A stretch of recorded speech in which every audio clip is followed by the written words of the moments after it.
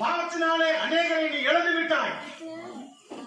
பாவம் உடைய ஆசீர்வாதங்கள் எல்லாம் கெடுத்து விட்டது. பாவத்தினாலே நீ அசைக்கப்பட்டு நின்று கொண்டிருக்கிறாய். எல்லாம் இழந்து விட்டாய். இன்னைக்கு நீயும் வருவாயானால், இயேசுவின் பாதத்தண்டிலே நீங்கள் வருவீர்களானால், இயேசு உங்கள் சேர்ந்து பாடுங்க. பாவங்கள் சாபங்கள் கேட்டதையா பாடுங்க.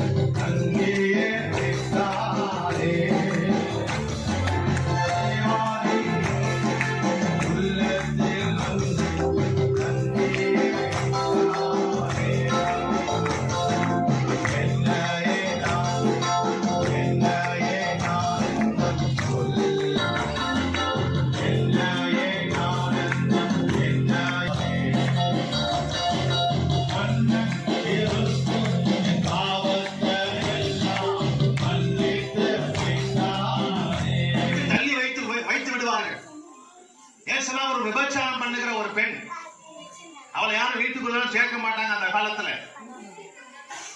அப்படிப்பட்ட ஒரு பெண் ஒரு நாள் நாம் இப்படி அப்படி சொல்லி தான் செய்த பாவத்திற்காக மனஸ்தாபப்பட்டார், வருந்தினாள்.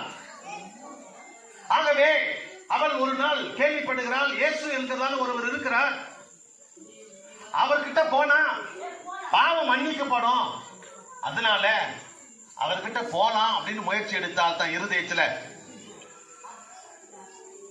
பாவம் மன்னிக்கப்பட வேண்டும் என்று சொல்லி நீண்ட நாட்களாக எதிர்பார்த்து காத்துக் கொண்டிருக்கிற அருமையான தேவனுடைய பிள்ளையே, என் பாவத்துக்கு நான் பரிகாரம் தேட வேண்டும் என்று சொல்லி கோயில் கோயிலாக சுற்றி கொண்டிருக்கிற அருமையான தேவனுடைய பிள்ளையே, இந்த வார்த்தை உனக்கு நேராகத்தான் வருகிறது.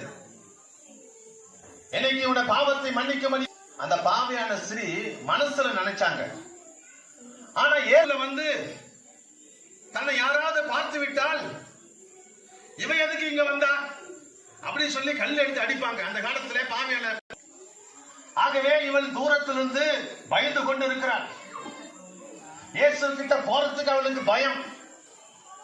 யாருன்னா எதனா சொல்லிடுவாங்களா, இல்ல அவரும் எதனா சொல்லிடுவாரா, நான் ஒரு பாவியாச்சே, அவர் என்னை ஏற்றுக்குவாரா, என் பாவத்தை மன்னிப்பாரா அப்படின்னு சொல்லி தூரத்திலிருந்து அழுது கொண்டு இருக்கிறாள். அவள் தூரத்திலிருந்து அழுது கொண்டு இருக்கிற வரைக்கும் அவள் பாவம் மன்னிக்கப்படவில்லை. தூரத்திலிருந்து அழுது கொண்டு இருக்கிற வரைக்கும் அவள் பாவம் மன்னிக்கப்படவில்லை. அவள் மனஸ்தாபப்பட்டால், ஆனாலும் பாவம் மன்னிக்கப்படவில்லை.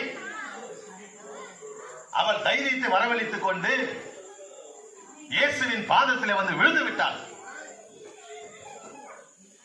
உடனே எல்லாரும் பார்க்கிறாங்க, இவன் எதுக்கு இங்க வரணும், இவளை யார் இங்க வர சொன்னது, இவள் பாவியான ஸ்ரீயாச்சே, கொஞ்சம் நம்ம தப்பு பண்ணிட்டா